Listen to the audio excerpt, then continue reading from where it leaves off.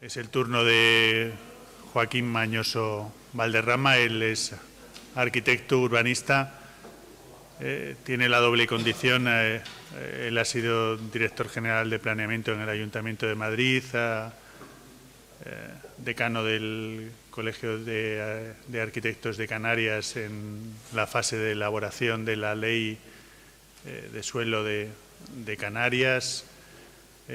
También tiene un estudio propio de urbanismo y arquitectura, o sea que es un hombre polifacético que está en todas las estructuras de la práctica, la gestión y la planificación. Os dejo con él. Bueno, vamos a ver. Buenas tardes. Después de la estupenda ponencia del profesor Villar, pues vamos a ver lo que soy capaz de hacer, porque prácticamente yo creo que ha dado un repaso muy completo a lo que es la ley del suelo de Canarias, vigente desde hace un poco más de un año, les recuerdo. Y lo que voy a hacer es una visión muy general. Es inevitable que coincidamos en determinados aspectos positivos, pero lo que quiero es llegar cuanto antes a un caso muy singular, que es una ley de especialidad. Aquí, como siempre, hay especialidades. Y es la que coloquialmente conocemos como la ley de Islas Verdes. En realidad es una mezcla, de hecho se está trabajando en ello, en el refundido, de una ley que afecta a 3 de las islas del archipiélago, La Palma, La Gomera y Hierro, y que luego veremos. Intentando continuar con el hilo de lo antes argumentado, hay una cosa que me gustaría destacar, sobre todo, y es que bajo la impresión mía, la de muchos de nosotros, la redacción y la aprobación de esta nueva ley del suelo y de los espacios naturales de Canarias, ley integrada, lo que hace es un enorme esfuerzo, que ya era hora, por reconocer la realidad. Es un ejercicio, creo que importante, de reconocimiento de una realidad jurídica y tratar de avanzar sobre ella, y sobre todo de ver cómo se puede asimilar y trabajar con una realidad física y social, de determinados comportamientos, además en un territorio tan enormemente complejo, no solo por su discontinuidad física, sino por su propia configuración, que además me ha gustado mucho que Francisco hiciera una referencia a la importancia que tienen las islas, el peso de su origen social. Me gustaría empezar con un pequeño microrrelato. Vamos a leerlo, aunque no está bien leer la pantalla, pero vamos a leerlo. Dice: en aquel imperio el arte de la cartografía logró tal perfección que el mapa de una sola provincia ocupaba toda una ciudad y el mapa del imperio toda una provincia. Con el tiempo, estos mapas desmesurados no satisficieron ni los colegios de cartógrafos levantaron un mapa del imperio. Con el tiempo estos mapas desmesurados no satisficieron, falta una coma, y los colegios de cartógrafos levantaron un mapa del imperio que tenía el tamaño del imperio y coincidía puntualmente con él. Menos adictas al estudio de la cartografía, las generaciones siguientes entendieron que ese dilatado mapa era inútil y no sin impiedad lo entregaron a las inclemencias del sol y los inviernos. En los desiertos del oeste perduran despedazadas ruinas del mapa habitadas por animales y mendigos. En todo el país no hay otra reliquia de las disciplinas geográficas.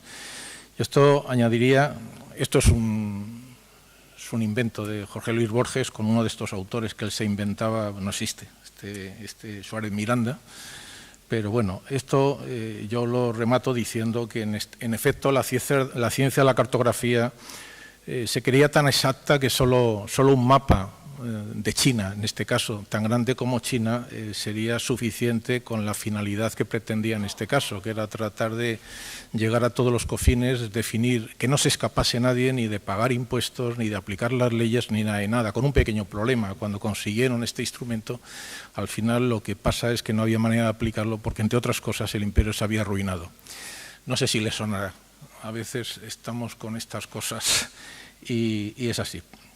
Luego, por otro lado, en este ejercicio de aproximación a a la realidad, a mí me gusta recordar que en el caso español partimos de una ley inevitable, matriz de prácticamente todas las que existen en cuanto a modelo, que es la de 1956, que se sabía a sí misma tan compleja de proyectar en la realidad, en este caso desde el punto de vista del proyecto. Antes hablamos del urbanismo como plan, el urbanismo como proyecto. Bueno, pues la propia ley, y estos gráficos me consta que son bastante poco conocidos, pero se editaron en el año 56 por el propio Ministerio, que esa propia ley se adjuntaba con unos gráficos que decían, oiga, la realidad jurídica es esta, pero cuidado, no se líen, que a la hora de aplicar de verdad y resolver problemas hay que hacerlo así. Como estos había, eran del orden de 10 gráficos muy interesantes y que explicaban, es decir, oiga, mire, esto se hace así y bueno, puede haber disquisiciones nominalistas, pero aquí de lo que se trata es de abordar problemas. Parece que en un momento determinado nos hemos perdido por el camino y nos hemos olvidado que estos son meros instrumentos para resolver problemas y no para crearlos.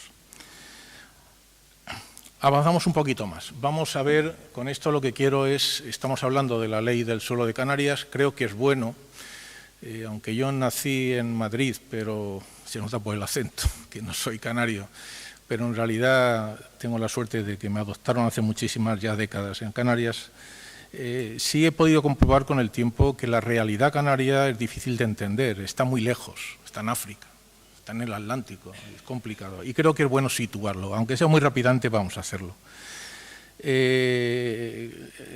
Canarias, un archipiélago, bueno, de 7 islas hasta hace 2 semanas, ahora son 8, porque el nuevo estatuto recién publicado hace 2 semanas dice que son 8, se ha incorporado La Graciosa como nueva entidad política y por lo tanto me imagino que terminará también siendo un nuevo cabildo. Pero bueno, sean 7 o sea 8, ahí estamos, en muy próximas a lo que es la costa africana, se da la mano, está a 2 pasos, en el caso de Fuerteventura, y además que tiene una larguísima historia, forma parte, durante la comida hablábamos, pero es que es verdad, y por eso le he puesto el mapa ahí arriba, a la izquierda, forma parte de un sistema que es el sistema de la Macaronesia, que son todos los sistemas de islas de origen volcánico que empiezan en Azores y terminan en Cabo Verde, y por lo tanto pues, tiene unas características que las diferencian bastante de lo que podemos encontrar en el sistema continental, en el caso de la península. Estos son los diferentes mapas, hay uno que es importante, el que tiene la forma del cangrejo de Cáncer, que es el primero, el mapa del levantamiento más completo que hay anteriores, que es el de Torriani, histórico, y bueno, simplemente para reseñarlo, no tiene más. Por otro lado, es importante indicar lo que es esto. Son un conjunto de islas orientales, las africanas, muy bajitas en general, excepto Gran Canaria, que empieza a levantar un poco más, y las islas occidentales, que son Tenerife y La Gomera, La Palma y el Hierro, que es de naturaleza bastante distinta, con altimetrías muy notables y de luego clima que varía considerablemente. Y además tiene una serie de datos que creo que es bueno que conozcan, o que los tengan por lo menos aparte de la división territorial. Antes el profesor Villar hacía referencia a la muy distinta configuración de la estructura de la propiedad. También se reflejan en la propia configuración de los municipios. Los 88 municipios de Canarias se reparten tal como están ahí. Pueden ver como Lanzarote y Fuerteventura, islas de señorío o de abolengo, que se llamaban, son los que tienen los municipios más grandes, porque la estructura del sistema de la propiedad es muchísimo más grande y se va haciendo mucho más menuda en el resto de las islas. Estamos hablando de una cocapitalidad, Santa Cruz y Las Palmas, la eterna historia. Estamos hablando de una población al menos nominal del orden de 2.177.000 habitantes. Digo nominal porque, bueno, la población real habría que medirla de otra manera. Y además ahí hay unos números que no vamos a pararnos de que han ido creciendo con una densidad realmente muy elevada para lo que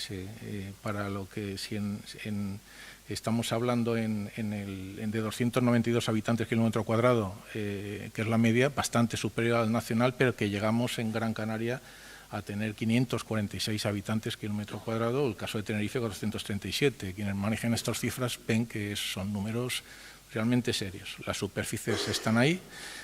Hay 4 parques nacionales, todos de nivel extraordinario: Timafalla, el Teide, Garajonay en La Gomera y la Caldera Taburiente en La Palma, Timafalla en Lanzarote. Hay nada menos que 146 espacios naturales protegidos, así declarados, ocupan el 40%. Si le sumamos otras características de superficie protegida, superamos ampliamente el 50% de la superficie canaria. No es nada desdeñable a la hora de tener en cuenta lo que supone el tratar de hacer una ley que ordene el territorio. Y bueno, y una cifra ya para terminar, que es para hacérselo mirar, y es que se alcanzó el año pasado, 2017, los 16 millones de turistas, con la definición que da la Organización Mundial del Turismo, que se mire como se mire, es una auténtica barbaridad.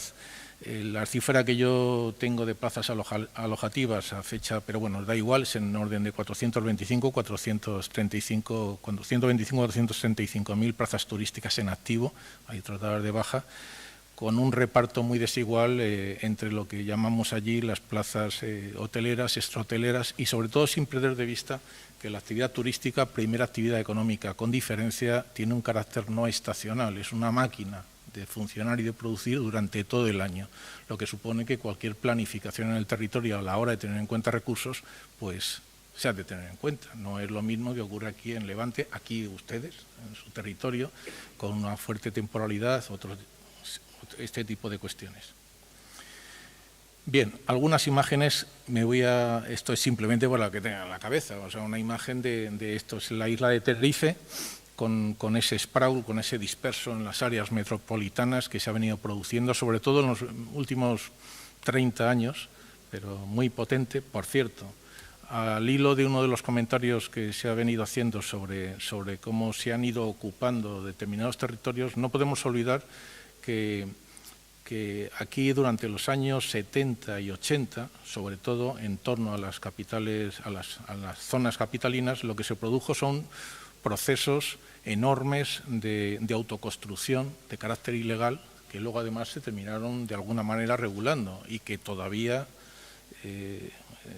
siguen. Lo digo por la exposición o el acercamiento que hubo a lo del suelo urbano consolidado o no consolidado. Cuando te encuentras procesos con una fuerte inmigración interior, desde las islas menores a las mayores, y te encuentras procesos que todavía no han terminado en cómo terminar de encajarlo, pues es cuando te tienes que pensar que ese ajuste, ese reconocimiento de la realidad, seguramente desde el punto de vista jurídico necesita mayor cintura de lo que alguno puede pensar, porque no es fácil, sencillamente no es fácil, pero desde luego es necesario.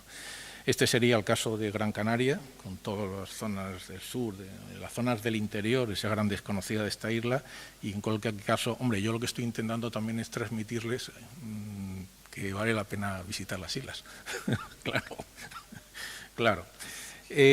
Voy a pasar muy rápidamente por esto, porque el profesor Villar ya lo ha hecho con exhaustivo, o sea, muy bien. Es simplemente, y además esto se va a quedar aquí, lo pueden ver en cualquier momento, es simplemente una selección para que vean la cantidad enorme de leyes que había antes de la 4/2017, de la ley del suelo, todas con mayor o menor importancia. Es que vamos, ni voy a detenerme en ellos. Y al final, lo que teníamos como temas, como elementos fundamentales que armaban el sistema territorial, me repito, insisto, sobre lo que se ha ido hace un momentito, era fundamentalmente el texto refundido de la ley del suelo, que nada menos que ha tenido en estos años 16 reformas. Las directrices de ordenación general y del turismo han sido además, las de general están objeto de 5 modificaciones y por último la 1414. No voy a pararme en esto. Existe además el reglamento de gestión y ejecución y un reglamento de procedimientos de ordenación del sistema de planeamiento, a lo que hay que añadir muy numerosos instrumentos de carácter ambiental, territorial, urbanístico, etcétera. Seguramente faltan, seguramente no, se está en ello, el desarrollo reglamentario correspondiente con sus determinaciones y seguramente sobran en todo esto que hemos visto una injustificada complicación de todo tipo de procedimientos, superposiciones y determinaciones. Esto llevaba, sin ir ni más ni menos, a lo que ya se ha expuesto, a hacer ese esfuerzo de... A mí no me gusta llamarlo simplificación, porque eso remite a extrañas interpretaciones, pero bueno, de alguna manera a que al menos hacer un marco jurídico que fuera mínimamente llevable y que pudiéramos compartir ampliamente. En donde no voy, simplemente paso por encima, ya se ha visto. En definitiva, se trataba de recuperar un orden y una sistemática que ya suponía la primera ley del territorio, el año 99, esta es la verdad, ¿no? Y desde luego supone un ejercicio no tanto de revolución, sino efectivamente de reforma, con una visión realista sobre las cosas y con objetivos concretos. Frente a esa interpretación que efectivamente se hace de algunos ámbitos y se está defendiendo el urbanismo de proyecto, yo creo que no, que lo que se hace es continuar claramente apostando con un urbanismo de plan. Personalmente creo que hay que seguir apoyándolo, pero claro, con matices. Y los matices tienen que ver con que sean, entre otras cosas, gestionable y con un acercamiento al comportamiento de la realidad. La ley, no se ha comentado, pero vale la pena, es una ley muy extensa, estamos hablando nada menos que de 10 títulos, que se expanden en 408 artículos, no hay que asustarse. Yo les recomendaría que leyesen, creo que vale la pena, además es muy clarita, al menos no entrar en los 408 artículos, pero sí en la exposición de motivos, porque creo que es un relato extraordinariamente bien construido para entender de qué va. Y claro, con la razón de los 408 artículos, les recuerdo que la propia ley de 1956 ya tenía 220 y tantos artículos, tampoco hay que asustarse tanto, y atendía a todo, o pretendía atender a todo. Y estos 408 artículos, claro, nace con una voluntad de directa aplicación. Obviamente, pues no deja muchas cosas que luego se tienen que recuperar. Lo que sí a lo mejor llama la atención es que tiene nada menos que 21 disposiciones adicionales de diferente interés, pero importantes, 24 disposiciones transitorias y bueno, y 11 disposiciones finales que no es para, sobre todo hay,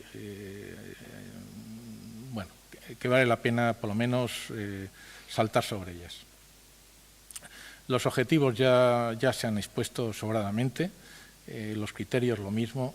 Se trata de lograr una ley única que tenga eficacia y de que sea de aplicación directa y que restrinja el desarrollo reglamentario. La intención de la ley es que fuera mínimo, ya veremos si es mínimo. De momento están en el Parlamento 3 reglamentos, queda el del Observatorio del Paisaje y me imagino que alguno más caerá, y bueno, pues ya no son tan mínimos, pero en fin, es lo que hay. Lo que antes comentaba, asume como principios como propios los principios del desarrollo territorial y urbano de la legislación estatal y desde luego lo que intenta es asumir como propia la realidad existente. Hay principios fundamentales en los que la ley trata de desarrollar, de legalidad, proporcionalidad, menor intervención. Paso por encima porque creo que sea y a donde quiero llegar, bueno, pues llego ya. En cuanto al sistema de planeamiento, aquí sí me apetece hacer una especial parada en destacar la importancia que tienen en Canarias los planes insulares de ordenación, planes que a veces son difíciles de entender, o yo por lo menos me he encontrado entre compañeros de la península que no son fáciles de entender la potencia que pueden llegar a tener, la que han tenido, seguramente demasiada. Antes ha habido un comentario de que en el fondo era como un inmenso plan general de planes generales, eso es una barbaridad, hasta el punto que hay una disposición de la ley del suelo que directamente lo que hace es anular todas las determinaciones, menciona de nulas de pleno derecho todas las indicaciones que puedan suponer una norma urbanística, que no es fácil a veces tampoco de aclararse qué es una norma en estos planes y qué no lo es, pero bueno, ahí vamos. Esto ya se ha pasado por ello. Bueno, esto no es más que el repaso correspondiente.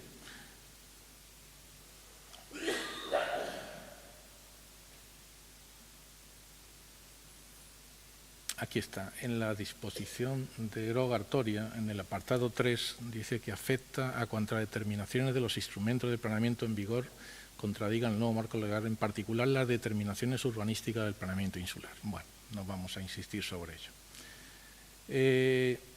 Solo una parada también para explicar algo, por eso es que esto ya lo habría quitado, pero bueno, ya que está, es en relación con los asentamientos rurales y los asentamientos sobre suelo rústico, que son las dos categorías existentes, los rurales y los agrícolas. Es simplemente para que entiendan visualmente de qué estamos hablando.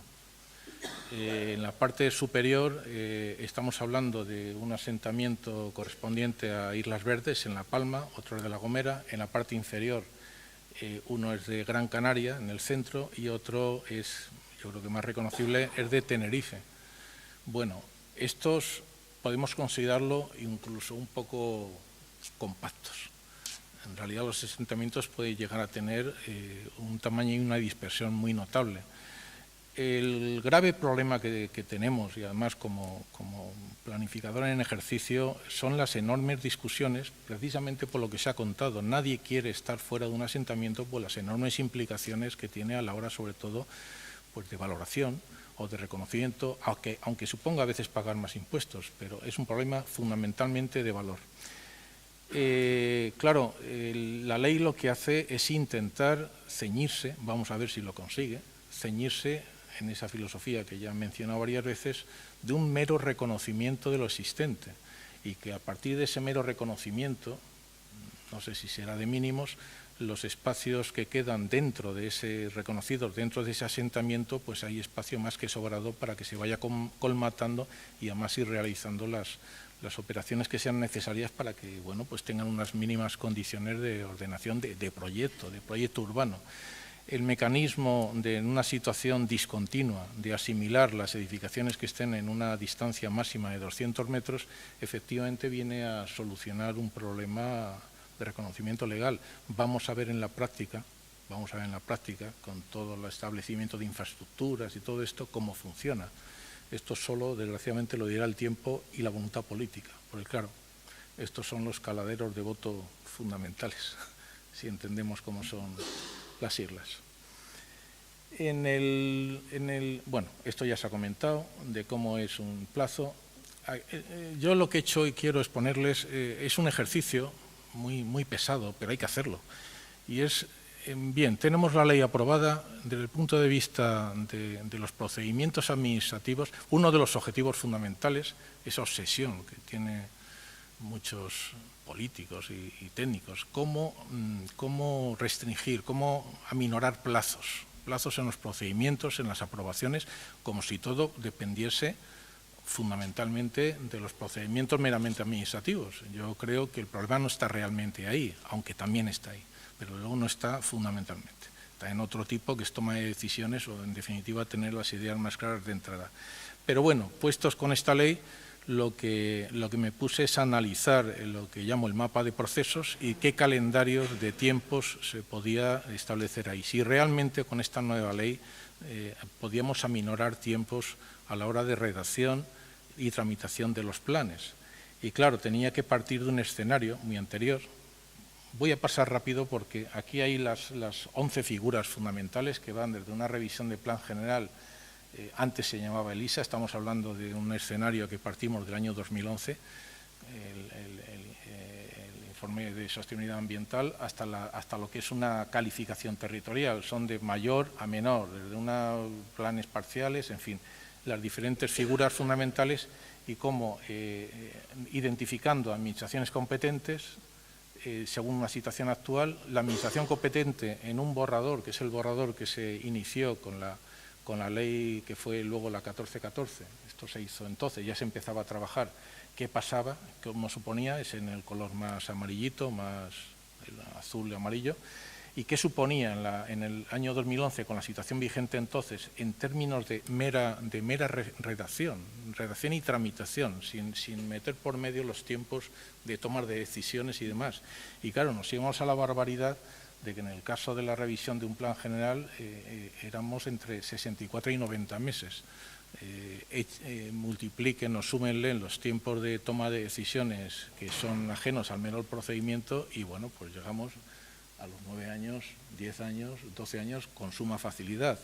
Mediante la teórica simplificación administrativa se reducía considerablemente, pero claro, el problema es que la toma de decisiones seguía complicando aún más las cosas, era de 46 meses. Como no voy a entrar en el detalle, pues simplemente era mostrarles, hecho el ejercicio, cómo se llegó a este ejercicio. Bueno, pues a este ejercicio es cogiendo, y esto es una lata, no hace falta que lo explique, el ejercicio es coger paso a paso, plan a plan, trabajo a trabajo y descomponerlo, cuál es el trámite, cuál es el organismo técnico, cuál es el plazo aproximado y bueno, pues ir sumando pacientemente porque si no sería inventado. Bueno, pues no es inventado, esto es y cogerse allí donde estaban, en este caso con los procesos testados, con los planes, en el caso de la nueva ley, luego lo veremos, algunos con interrogante porque no están testados. Seguimos avanzando y esto es lo que nos llevó a los diferentes planes. Esta es una revisión de plan general. Ahí estamos en la aprobación definitiva hasta que llegamos a la bonita cantidad de los 88, 97, ya ni veo, 97 meses. En el caso de un plan, de una revisión parcial, pues estamos en cifras disparatadas igualmente. Lo mismo pasaba aquí hay un resumen general de lo que suponían ya por fases, las revisiones, tal, con las fases diferentes, desde el encargo, la redacción, los avances. A esto además, luego lo comentaré, habría que sumarle lo que supone la situación previa si se somete a concurso, redacción de pliegos, toma de decisiones y luego pues temas de adjudicación, en fin, no es chiquita broma, vamos. Bien. Esto aquí lo que se estudia son en función de las fases, quiénes son y en función de las administraciones y la competencia, al final en qué se traduce en tiempos. Venimos a parar a lo mismo. Seguimos avanzando y aquí está otro paso más para ir cerrando el círculo, que es lo que llamo la cadena jerárquica de competencias. Estamos en la situación de hace años. Y bueno, pues esto se analiza, qué supone en cada caso un mareo, o sea, de verdad, un mareo, y bueno, pues ahí lo tenemos completo. En el escenario que nos planteaba la anterior ley, que se suponía que era de simplificación y armonización, la 1414, que desde luego ni simplificó ni armonizó, pero bueno, pues también se hizo este estudio, reducía teóricamente sobre el papel plazos, pero desde luego el problema es que a la hora de tomar decisiones en función de las competencias, pues no parece que esto ayudase demasiado, sobre el papel sí, desde luego. Bien. Cuando entramos, y este es el caso, estos son fichas elaboradas, por cierto, para la CECAN, porque claro, es una cuestión, y esto simplemente, esto ya está hecho con la ley actual. Estamos hablando aquí de un plan insular, los meses que dejo entre interrogantes es porque no está definido en la ley el plazo, pero sí podemos estimar que el plazo administrativo podría ser esto. Y al final, por ejemplo, en la redacción, con todas sus fases y con todas las observaciones a tener en cuenta y los sistemas de aprobación, que en este caso son los cabildos, aunque el proceso de los EAE, los estudios ambientales estratégicos, pues depende del órgano ambiental que lo analice, pues vamos sumando. Y en el caso del plan insular, pues tenemos que si nos vamos a los estrictos tiempos administrativos, nadie puede saltarse los 36 meses, siendo con los tiempos de mandar papeles de un sitio a otro, mínimo real son 42, 48 meses. Parece que hemos mejorado considerablemente. A esto hay que añadir el problema que entiendo sigue siendo fundamental, que es el de la toma de decisiones fundamentalmente políticas, claro. Lo mismo se ha hecho para el caso de un plan general, con la evaluación ordinaria, que es la normal. Bueno, pues curiosamente nos vamos un poquito por debajo, pero es muy parecido a la situación que teníamos con la 1414. Lo que pasa es que es verdad que al tener la posibilidad de que las aprobaciones de los planes, si se salva adecuadamente las evaluaciones ambientales, en tiempos correctos, al depender de los propios ayuntamientos, es verdad que se puede agilizar considerablemente los trámites. Bueno, simplemente era pasar por encima de esto. Hay un problema aquí, y es qué papel juega y cómo se aborda los estudios ambientales estratégicos que en este momento, desde luego hace ya años, pero vamos, desde luego desde la 21-2013, que es la transposición de la Directiva Europea, pues no podemos prácticamente, por dar un número, el 50% de cualquier figura de planeamiento reside en estas consideraciones. Hay un problema, y esto es un comentario general, antes lo estaba diciendo cuando estábamos aquí en pie, y es que este tipo de documentos, que además proviene de una filosofía netamente anglosajona, con una concepción de la planificación muy diferente a lo que se hace en el mundo, sobre todo en España, vamos, que es cesante y además completamente finalista, tiene un encaje muy complicado, tan complicado que a veces, vamos, no hay manera de cuadrar las cosas. Y de hecho, si uno se detiene, cuando el profesor Villar al final puso un mapa, sobre todo al principio, entre lo que son los esquemas previos y el avance, vamos, muchos amigos, funcionarios que están ahora tratando de adaptarse, luego hablaremos de eso, adaptarse a esta nueva estructura de competencias. Con el tema ambiental, el problema es que es muy difícil traducirlo a la realidad de cómo se evalúa esto. Claro, y no tiene un encaje fácil. Un sistema que está pensado para actuar sobre la realidad con una cierta agilidad, nos topamos con un sistema sigue siendo tremendamente rígido, que parece que no encuentra su camisa.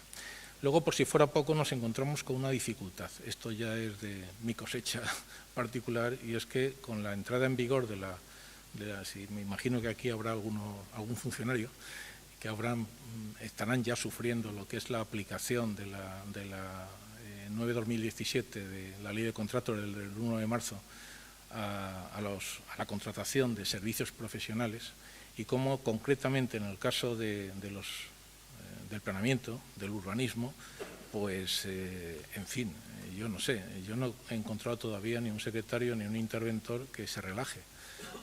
Todos son complicaciones. Y esto sí es un problema, porque además afectan no solo a los tiempos de elaboración de pliegos y el modo en que se contratan estas cosas, y todos sabemos, por lo menos en los documentos más generales y más políticos, que esto se tiene que establecer mediante relaciones de mutua confianza con los equipos redactores, y no es imposible, no se va a ningún sitio. Esto no significa conchaveo ni amiguismo, se trata simplemente de que las directrices, esto no es un concurso de proyectos, las directrices las dan fundamentalmente el equipo de gobierno político que corresponda, y a partir de ahí el ajuste técnico pues tiene que ser en esa relación de mutua confianza. ¿Qué ocurre? Que elaborar pliegos y procedimientos que permitan contratar esto en este momento está resultando un auténtico suplicio. De hecho, a mí me consta que muchos ayuntamientos están renunciando a contratar cosas, prefieren que se pierda el dinero por no entrar en esta dinámica, pero bueno, habrá que solucionarlo. Y luego además tiene una segunda consecuencia para mí gravísima, y es que hoy por hoy es absolutamente imposible saber, y no digamos nada a la hora de hacer presupuestos de cara a los ayuntamientos, cuánto cuesta. ¿Cuál es el precio del planeamiento? No solamente a los profesionales, a los propios ayuntamientos, a las propias administraciones, que se ven incapaces de reflejar y hacer exploraciones a futuro de qué supone esto. Esto, sin ninguna duda, aunque no esté directamente vinculado con la ley, tiene repercusiones en muchas de las cuestiones y decisiones que se tienen que tomar con la nueva ley del suelo, sin ir más lejos en los procedimientos y en los plazos que no, bueno, y no digamos si empiezan con esta manera de contratar a cambiar los equipos, que no puede haber continuidad. Simplemente lo dejo como reflexión y ya está, y sigo, porque si no, no llegamos. Reglamentos que se están ahora, que además están, y me imagino que la idea es aprobarlos cuanto antes porque ya están en el estado final de la carrera. Es el reglamento de planeamiento, el reglamento de gestión y ejecución de planeamiento, que es un documento, sinceramente creo que muy interesante, tal como está ahora mismo, y vale la pena verlo. El reglamento sobre intervención y protección de la legalidad urbanística, y hay un reglamento sobre una pregunta que ha surgido antes, que sin duda va a tener muchísima importancia, que es precisamente el reglamento de organización y funcionamiento del Observatorio del Paisaje. El problema con el paisaje, lo digo reforzando la respuesta, me atrevo a reforzar la respuesta que antes ha hecho el profesor Villar. El asunto del paisaje está omnipresente en toda la ley. ¿Y de qué manera? Hasta el punto, y esto sí es una cosa que, bueno, yo a veces lo he criticado, que nos lleva, yo creo que es inevitable, al uso y a veces, no digo abuso, pero en exceso, de esto que se le tiene más miedo que al diablo, que son los conceptos jurídicos indeterminados, que son objeto de continuos conflictos, términos como integración, términos como establecimientos o morfotipologías tradicionales. Bueno, si la traición es la ilegalidad y la improvisación, en fin, son temas muy complicados. Y cuando hablamos además de paisaje, tal como está expuesto, me consta que la conformación de este observatorio es precisamente para ayudar a aclarar una postura fundamentalmente activa, no tanto proteccionista en el sentido más rígido de la palabra, sino de protección activa del territorio protegido como recurso. Luego lo veremos rápidamente con la ley de las Islas Verdes, que de eso se trata. En principio, vamos a ver. Hay unos principios fundamentales, están recogidos en la propia exposición de motivos, que insisto vale la pena, pero yo añado una cuestión, y es que se habla continuamente de eficacia, de eficiencia, de sostenibilidad social, económica, ambiental, es el mantra habitual que venimos. A mí me gusta a veces emplear más que de sostenibilidad, me gusta hablar más en términos de responsabilidad, de un urbanismo más responsable, de responsabilidad social, económica, ambiental. Lo digo porque el término sostenibilidad a veces se encuentra ya demasiado gastado, pero sobre todo lo saco a relucir porque creo que deberíamos acostumbrarnos a añadir también un cierto grado de sostenibilidad / responsabilidad administrativa, que parece que es gratis, tiene un coste económico real, de dinero público y en tiempo y humano, que hace que esto, bueno, pues haya que incluirlo. Simplemente lo menciono. Como verán, yo hago una exposición bastante, bueno, yo no soy abogado. Comentarios que ya he pasado por encima y bueno, es importante tener en cuenta que además con la transposición de competencias a los entes, en este caso las entidades locales, sin duda hay que hacer un esfuerzo notable a la hora de implementar recursos humanos, económicos y de formación. Que eso, en fin, tiene tela.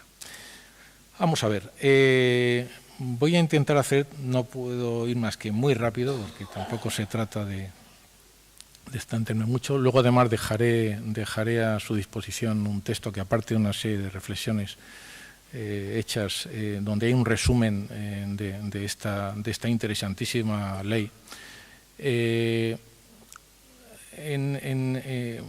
Bueno, vamos a empezar. Para empezar hay que situar por qué se llama Islas Verdes. Las Islas Verdes son es en la isla de La Palma, es la mayor, 800 y pico kilómetros cuadrados, 81.000 y pico habitantes nominales, la población real es otra cosa, y una altitud, por cierto, de casi 2.500 metros de altura. Lo digo porque tiene el tamaño de Menorca, pero 2.500 metros. Arriba está el Roque de los Muchachos, observatorio científico, en fin, y una cantidad enorme de recursos, de agua. Es una isla muy verde, en la parte norte sobre todo, y en la parte sur pues hay una serie de volcanes. Bueno, allí hay territorio, el Teneguía, que que es más joven que muchos de los que están aquí, es del año 72 el suelo, enormes extensiones, da no sé qué pisar allí, pero ahí está. Esta es la isla de La Palma, una isla con una cantidad enorme de recursos, la verdad, sobre todo agua, de lo que carecen por completo Fuerteventura y Lanzarote, una enorme altitud y una serie de historias. La isla de La Gomera, antes se me ha olvidado, y ese enorme cráter, que en realidad no es un volcán, es erosión a lo largo de años y años, es el Parque Nacional de la Caldera de Taburiente. En el caso de La Gomera, con el parque de Garajonay, parque precioso, y bueno, pues una isla muchísimo menor. Ahora veremos las cifras tanto de población como de extensión, y la más pequeñita, con diferencias, la isla del Hierro, una isla extraña, donde las haya, con la población nominal no llega, son 10.500 y pico habitantes, la real es bastante menor, y donde, bueno, pues hay una serie de riquezas. Para empezar, los fondos marinos, sin ir más lejos, la zona de la Restinga. Los regímenes normativos existentes en materia de actividad turística sobre suelo rústico, que es de lo que vamos a hablar, están regidos en principio por la Ley 4/2017, que es la ley del suelo, de la que se hablaba antes, y una ley especial. En realidad son dos, pero bueno, una es corrección de la otra. Es una ley que se hace en la 6/2002, surge por una serie de circunstancias que vamos a ver enseguida, y la más reciente, del 2016, que nace precisamente a la vista de las disfunciones que se han podido comprobar con la anterior. Se resuelve mediante un principio normativo, que es el de especialidad, por lo menos claramente en la 2/2016, no tanto en la 6/2002, que sí había un cierto criterio también de excepcionalidad, y está creada fundamental, y además resuelve con este principio de especialidad. Lo que se resuelven son problemas que tienen los textos y los artículos de antinomias o contradicciones que a veces encontramos y que dificulta su aplicación. Surge la ley 6/2002, precisamente con la intención de ordenar la actividad territorial turística en suelo rústico, en estas islas, y solo en estas islas. Precisamente al contrario de lo que dice la ley general, que está prohibida el uso turístico. El objeto es un modelo territorial de desarrollo turístico específico. La finalidad es precisamente el dotar o el permitir que el paisaje se entienda como un recurso turístico, de un modo imbricado con el territorio. Entender que el paisaje rural, dotarle de categoría como un equipamiento turístico complementario, y que además, también se ha comentado algo en la ponencia anterior, la actividad turística se entienda como una posibilidad de ser, en muchos casos, un medio de financiación complementaria y de conservación del paisaje. La ley de 6/2002, lo veremos en detalle, surge con un carácter excepcional. La ley 2/2016 resuelve determinados problemas que antes se planteaba con ese carácter de especial. La estructura es muy sencilla. La 6/2002 no son más que 9 artículos con 4 adicionales y una transitoria y 2 finales. Es muy sencillita, pero muy matona, todo hay que decirlo, porque cuando uno desciende el detalle, pues se ve lo que es. ¿Por qué es una ley excepcional? Bueno, pues porque lo dice así el texto refundido en su momento de la Ley de Ordenación del Territorio de Canarias, donde habla con las especificaciones y excepciones que se establecen en la ley correspondiente.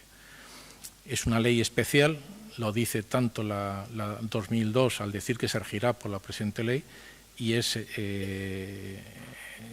también en la 4/2017, cuando aclara que esta ley ni deroga ni desplaza las leyes especiales y singulares vigentes sobre la ordenación ambiental, territorial y urbanística, que continúan siendo de preferente aplicación, ya no como excepción, sino con rango de especialidad. Los regímenes ahí están apuntados que se aplican. La general aparecen del 5 al 9, con tan pocos artículos, son fáciles de localizar, y hay una regulación singular con respecto a los sistemas generales y los equipamientos singulares de carácter estructurantes.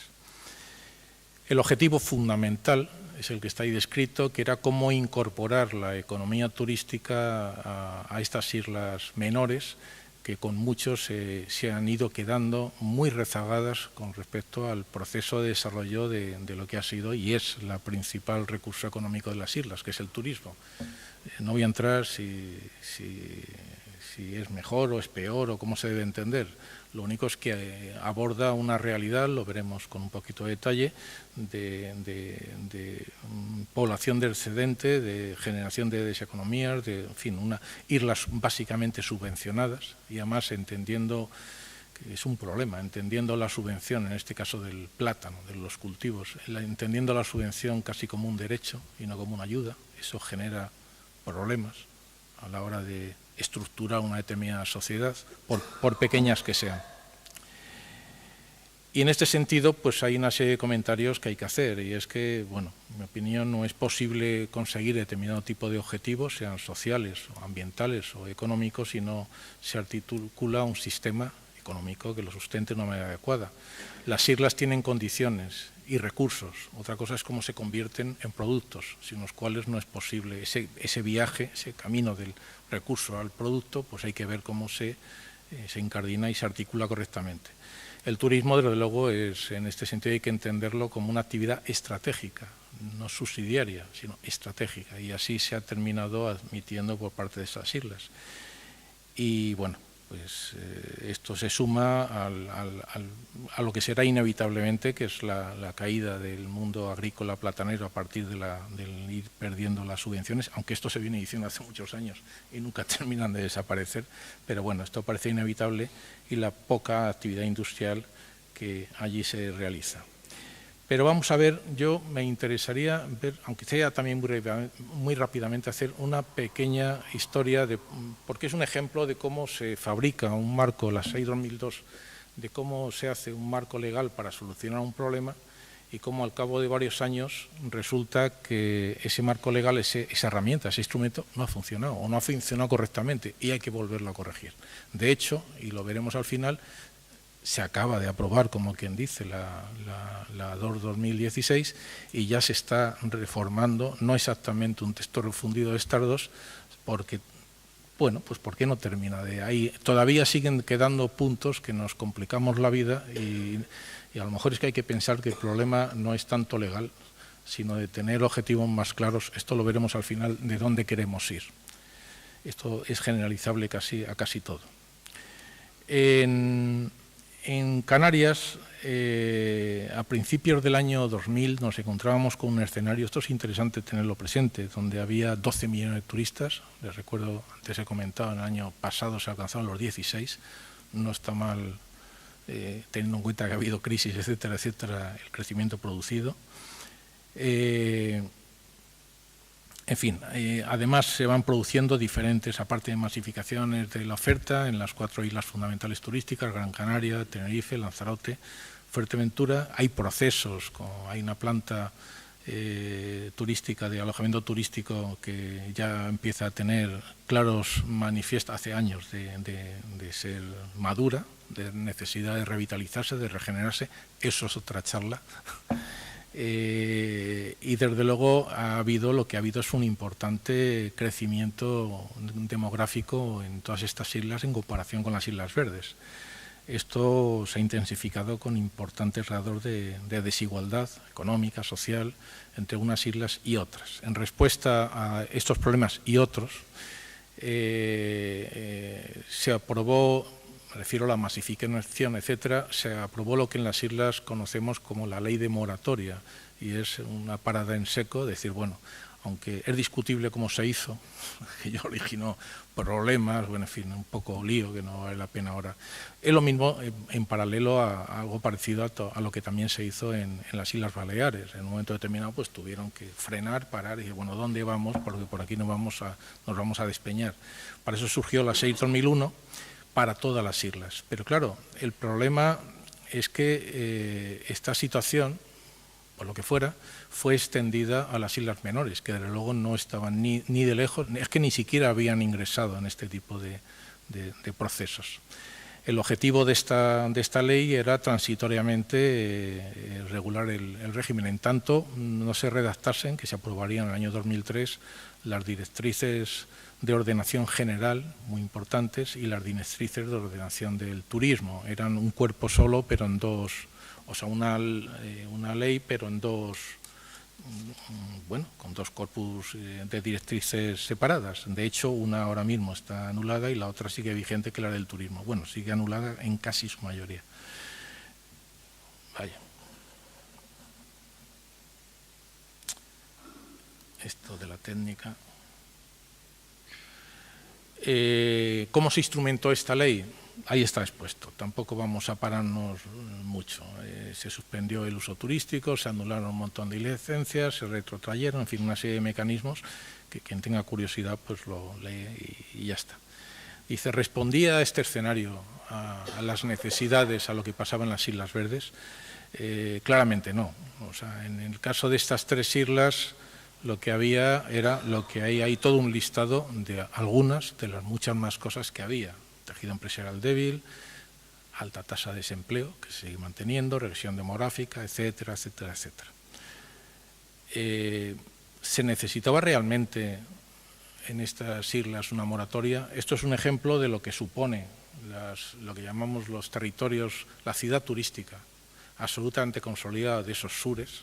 Esto es un caso, esto está en Arona, en Tenerife, pero vamos, podríamos ir al sur de Gran Canaria o zonas de Lanzarote y Fuerteventura y también encontrarnos esto, o en el caso de arriba, que es en La Palma, con una instalación hotelera de muy baja densidad.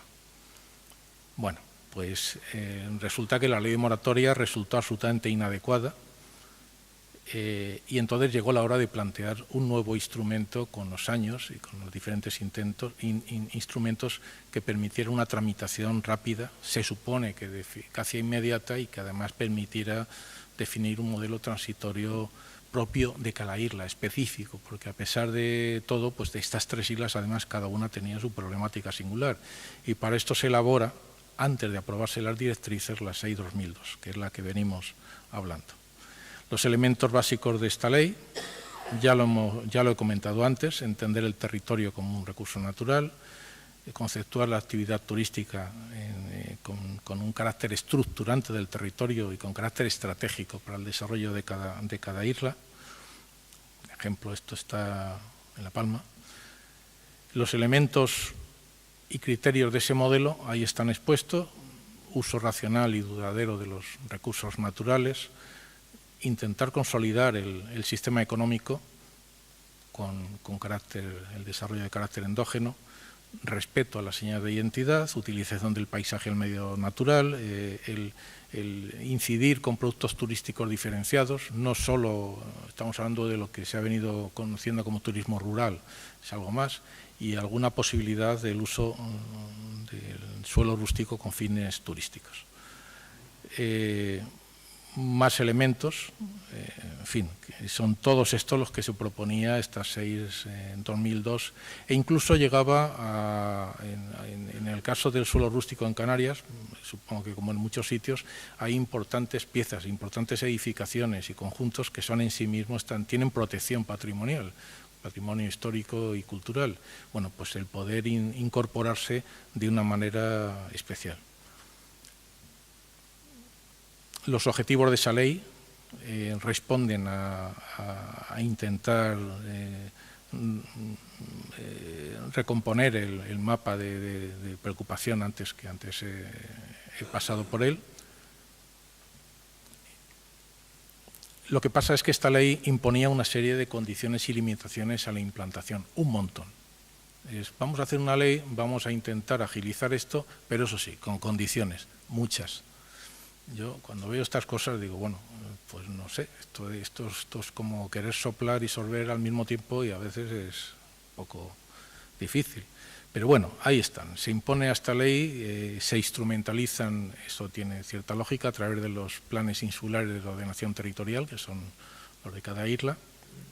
Se establecen unos límites globales máximos para cada una de las zonas, se delimitan zonas y unos límites. Se establece un determinado ritmo de crecimiento anual en aquella ley. se establecen se identifican los suelos y las categorías sobre lo que es posible la implantación turística, en caso de protección paisajística o en el caso cuando tiene protección cultural tiene carácter excepcional, y desde luego se obliga a que los espacios agrarios, los agrícolas en producción y los paisajísticos tengan la consideración de equipamiento complementario. Hay otra serie, seguimos, ¿no?, con las condiciones, se necesita una autorización, unas calificaciones, en fin. La capacidad máxima alojativa, la M, se hacía, este es un caso muy concreto, mediante una fórmula complejísima que llegaba a que para hacer un establecimiento de una determinada posibilidad de reversión de inversión, de retorno de inversión, pues tuvieras que contar con superficies realmente exageradas. Quien conoce la estructura, de verdad, la estructura de la propiedad de este suelo agrícola en las Islas Menores sabe que eso es la labor de toda una vida, es poco menos que imposible juntar todo esto, con lo cual, de alguna manera vamos a hacer una ley que solucione estos problemas, pero vamos a hacerla de tal manera que vamos a ver quién se atreve.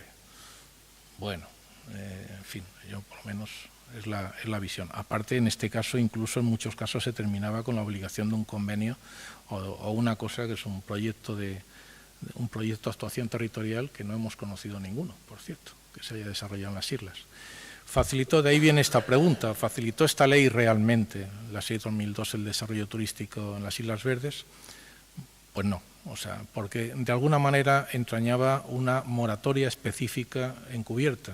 Además, a esto hay que añadirle que cuando en el año 2003, al año siguiente, se aprueban las directrices de ordenación del turismo, ignora, y las del general ignora por completo la ley 6/2002, vuelve a ignorar a las islas menores, a las Islas Verdes, y es como si la 6/2002 no existiese, con lo cual tenemos ahí un conflicto otra vez complicado. De hecho, llama la atención, lo pongo abajo en rojo, en que si uno acude también es interesante, a las directrices de ordenación general sobre las Islas Verdes, a la memoria, hay un apartado, el 2.5, que habla de las características insulares, donde reconoce, pero vamos, y de qué manera, todos estos problemas, hace un diagnóstico muy interesante que desde luego no se ha corregido, y no se ha corregido muchos años después, más de 15 años después. Luego, en este momento tenemos, por un lado, una moratoria turística con la 6/2001, que es la de medidas urgentes, y por fin una ley de directrices a nivel del territorio regional, con unas medidas muy drásticas de contención de la no implantación turística derivadas de las directrices de ordenación turística, y de hecho supuso, ahí lo digo, de facto la suspensión de todas las determinaciones turísticas planificadas. ¿Debió aplicarse a las Islas Verdes? Bueno, simplemente mostrar en el cuadro qué ha pasado. Podíamos haber seguido, de hecho lo tengo abajo, en el año 2017, el cómo, en el caso de La Palma, que es quizá la que reúne mayores expectativas, mayor población, ha habido incluso un continuado descenso de población. Aquí partimos del año 2000 con 82.000 habitantes, en el 17 hay 81.350 y nos quedaríamos realmente preocupados si sabemos que en el año 90 había la misma población, es decir, la calle ahora es más envejecida. Hay una serie de datos ahí que, bueno, y lo que nos damos cuenta es que además, en cuanto al número de plazas alojativas, pues no ha habido, prácticamente es puramente testimonial, y no ha habido una evolución razonable, no ha funcionado. La carga turística implantada, el número de camas está ahí, comparado con lo que hay en el resto de las islas, como comprenderán, es insignificante. Y a la vista de esto, pues se plantea la urgente necesidad, la conveniencia y la oportunidad de modificar de nuevo este marco de la 6/2002. Entramos en esta ruleta de las modificaciones y modificaciones, intentando llevar lo que ya hemos pasado. Y es donde surge, por fin, la necesidad con la 2/2016, que tuvo una cantidad enorme de debates, incluso en el Parlamento, a cual más disparatado. Bueno, de hecho fue incluso hasta recurrido ante el Tribunal Constitucional y desechado. O sea, al final se reconoció que no había, se llevó incluso a Bruselas esto, que ha sido rechazado, ¿no? O sea, por razones X, las que sean, no vamos ahora a juzgar, pues parece que no se quiere permitir un tipo de desarrollo más que razonable para estas islas. Y con esto ya vamos a ir rápidamente, lo que supone esta visión 6-2002, modificación de 2-2016, y lo que se tenga que hacer, en realidad lo que nos hace es aproximarnos a la necesidad para el suelo, sobre suelo rústico, un nuevo concepto de equipamiento turístico insular que posibilite el que haya actuaciones turísticas relevantes planificadas del planeamiento insular para su directa ejecución, más allá, está por encima de lo que puede decir un plan general o incluso el plan insular a veces. La adecuación en cuanto a dimensiones a una realidad catastral existente en la isla. Los números que se han aprobado son absolutamente sensatos y perfectamente creíbles, y de hecho están ya empezando a surgir, estos son ejemplos que existen, y cómo la realidad circundante, o sea, lo que ha costado obtener estos suelos, pues una barbaridad. La ley del año 2016 elimina, como no podía ser menos, la fijación de distancia. Hay un ajuste porque no tenía sentido, queda sin efecto. Se puede hacer la implantación turística claramente independiente en edificios, en edificaciones con valores patrimoniales, independiente de una serie de limitaciones que antes se establecían. Se elimina la excepcionalidad del uso turístico que antes gravitaba en protección paisajística, se puede implantar lógicamente con una serie de condiciones. Se equipara. Antes se había redactado un canon específico para este tipo de actuaciones en suelo rústico, se equipara a la norma general, el régimen general existente, la ley del suelo. Se mantiene la obligación de poner en producción agraria la totalidad de la finca, aquella que sea en suelo agrícola, pero con un matiz importante, y es que tiene que estar activa al momento de inicio de la explotación turística, porque esto ya había surgido de decir, aquí no se puede ni siquiera hacer ni tramitar un proyecto si no me justifica usted que lleva aquí 10 años plantando aguacates. Bueno, en fin, esto, por lo menos esto... en fin, son problemas de cómo se articulan las inversiones al final. Se eliminan determinadas obligaciones de límites. Obviamente tampoco tenía sentido el fijar los ritmos de crecimiento anual, porque no se cumplían nunca, no había manera de cumplirlos, y sí introducía problemas muy serios de poder mínimamente ni siquiera pensar en inversiones. Se produce la habilitación directa para su ejecución de actuaciones turísticas, son equipamientos estructurantes de interés insular. Antes ya se ha comentado suficientes ejemplos, yo simplemente aquí me limito a nombrar el de Castilla-La Mancha como un ejemplo más. Total, que al final lo que tenemos es que la actividad turística en suelo rústico está sometida a un régimen general para las islas, que es la Ley del Suelo, la 4/2017, y por otro lado un régimen especial, específico para las Islas Verdes, que en este caso hay que contar con estas dos, la Ley 2/2002 y la Ley 2/2016. Es importante tener en cuenta que desde el punto de vista, y me estoy metiendo en un campo que el profesor Villas me podrá corregir si lo creo oportuno, entender que estas tres leyes, tan leyes es una como la otra, y operan al mismo nivel. No es que, y si hay un desplazamiento por razón de especialidad, pero no por razón de rango o de jerarquía. Jerárquicamente operan en el mismo sitio, no en el caso de la especialidad. Esto lo comento porque a veces parece que se ha querido interpretar en un momento determinado como si aquí el paraguas general fuera la ley del suelo y lo demás opera de otra manera. No, no es así. Y de aquí se derivan consecuencias muy interesantes a la hora de poder resolver determinados procedimientos. El principio normativo ahí lo recuerdo, de especialidad está hecho, tiene el criterio de desplazar por razón de especialidad, pero no de jerarquía. Y en cuanto a esto es repetir lo que dije al principio, he dado la vuelta para volver aquí, con lo cual avanzamos. Y esto me he vuelto a salir.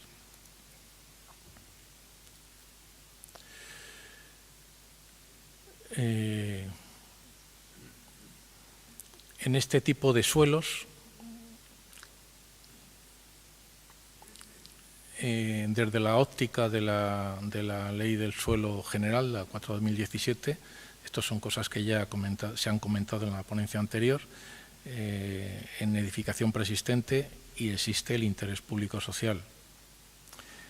En cuanto a la Ley de las Islas Verdes, lo que sí introduce son los supuestos de admisibilidad del uso del turismo en suelo rústico. Hay unos supuestos preferentes en cuanto a los casos que son hotel o casa rural, sobre edificación considerada como patrimonio histórico. Hasta ahora solamente hay una abierta en este sentido, en La Palma, por cierto, o por asimilación y establecimiento en medio rural, que no precisa de edificación. También se puede hacer, pero siempre que sea menos de 40 camas.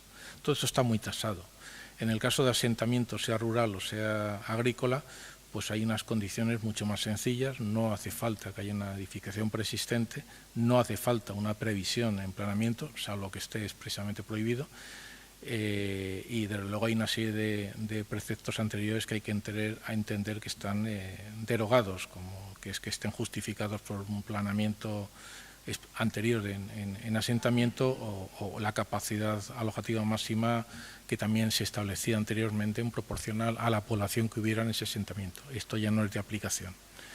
Hay una serie de supuestos ordinarios o generales, ahí están expuestos, una serie de supuestos excepcionales, estamos hablando de los equipamientos estructurantes o las actuaciones declaradas de interés público, o unas limitaciones generales de directa aplicación o en función de la compatibilidad con las características del territorio, de los recursos, de los valores o características ambientales.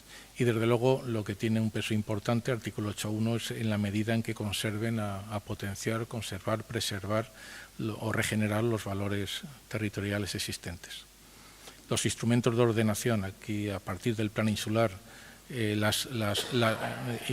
plan insular de ordenación o los planes territoriales especiales turísticos, que son los instrumentos específicos que tendría cada isla, responden a criterios de localización, condiciones de implantación, en fin, lo que ahí tienen.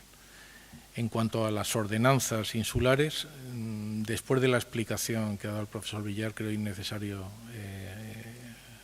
explicar en qué consisten.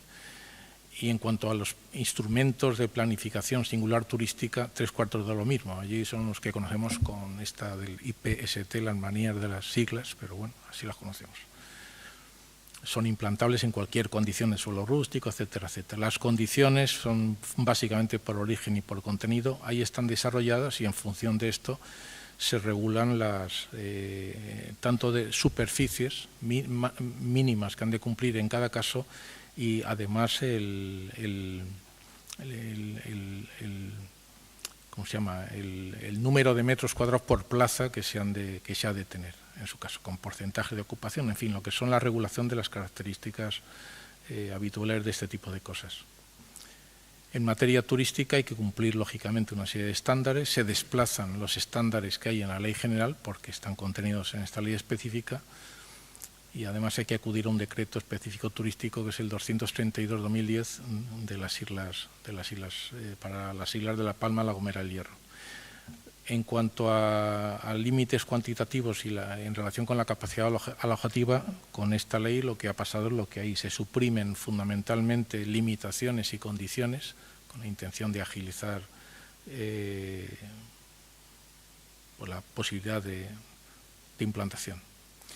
Y las condiciones de implantación de contenido económico quedan resumidas, vienen derivadas fundamentalmente de la aplicación de la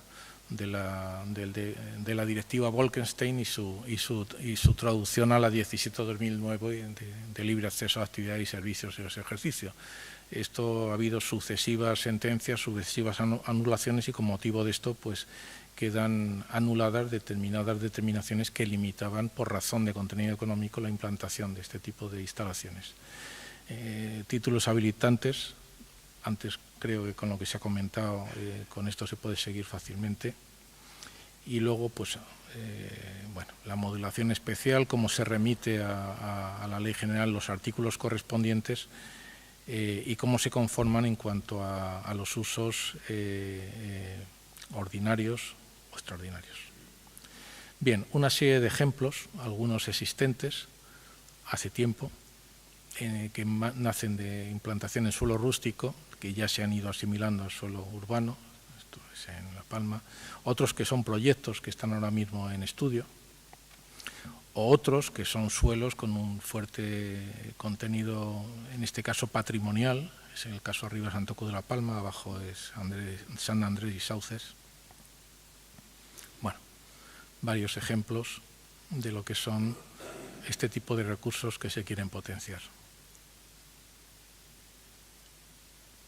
Esta es la zona de Tazacorte, en fin, son zonas a regenerar, plataneras y plataneras, o, en fin, esta cosa que es un puerto esperando barcos. Pero bueno, llama la atención todo esto que son mares de plátanos en el suelo rústico, donde son perfectamente posibles el desarrollo de este tipo de actuaciones.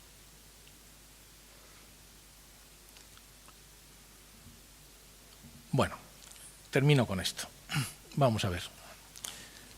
Esto, bueno, es otro texto, como es muy cortito, voy a leerlo también, que se llama obviamente Los Tres Chinos. Tres chinos, fatigados por una larga travesía, llegan de noche a las murallas de Nanchang justo cuando acaban de cerrar la gran puerta. Uno rabioso golpea la puerta con la espada.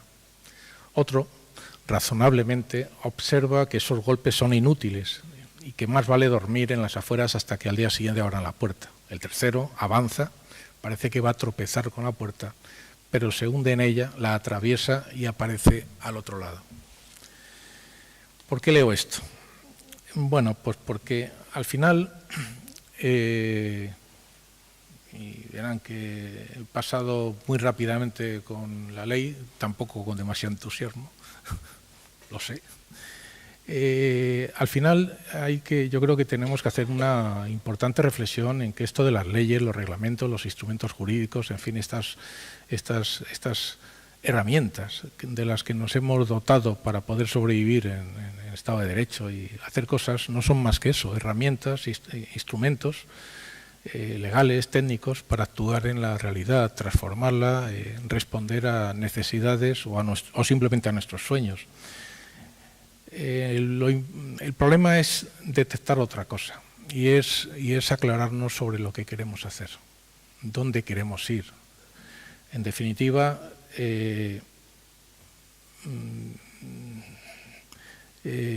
si nos aclaramos con esos objetivos, ¿qué podemos hacer para lograr atravesar la puerta que nos lleve definitivamente al otro lado? Sin pensar ni tener por qué pensar que estos instrumentos legales que nos dotamos nosotros porque queremos tengan necesariamente que ser algo insalvable o algo insufrible o algo sencillamente absurdo. Bueno, yo a lo largo de mucho tiempo al final lo resumo en tres cuestiones. Pueden parecer muy sencillas, pero a mí cada vez me parecen más importantes. No es posible, y estos son decisiones de carácter netamente político, al nivel que queramos poner la palabra político. No es posible que este tipo de herramientas sirvan absolutamente para nada si no tenemos objetivos claros hacia dónde caminar. Cuáles son la finalidad que queremos alcanzar. Y esos objetivos, en el caso de la planificación, normalmente vienen dados, y cuanto mejor vengan dados, mejor seguramente se podrán entablar, utilizar las herramientas, pues no es que abunden demasiado. Pero claro, esos objetivos, si además no existe una voluntad política, y no meramente reactiva, ante determinadas situaciones de presión social o de necesidad económica, se reacciona. Bueno, a lo mejor resulta que es que hay otra manera de ejercer la voluntad política de una manera constructiva, mirando las cosas de verdad con voluntad de resolver, de construir, de avanzar, de atravesar la puerta de nuevo. Objetivos, voluntad política. Pero obviamente ni con instrumentos, ni con objetivos, ni con voluntad haremos nada si finalmente no tenemos un cierto liderazgo. ¿De quién? Pues bueno, esto lo respondan ustedes como quieran, pero luego si no hay alguien que decididamente lidere este tipo de operaciones, este tipo no solamente anime a utilizar las herramientas, sino que de verdad crea, y no solo a corto plazo, o no fundamentalmente a corto plazo, sobre este tipo de instrumentos, no tendremos absolutamente nada que hacer. Y yo creo que con esto he terminado.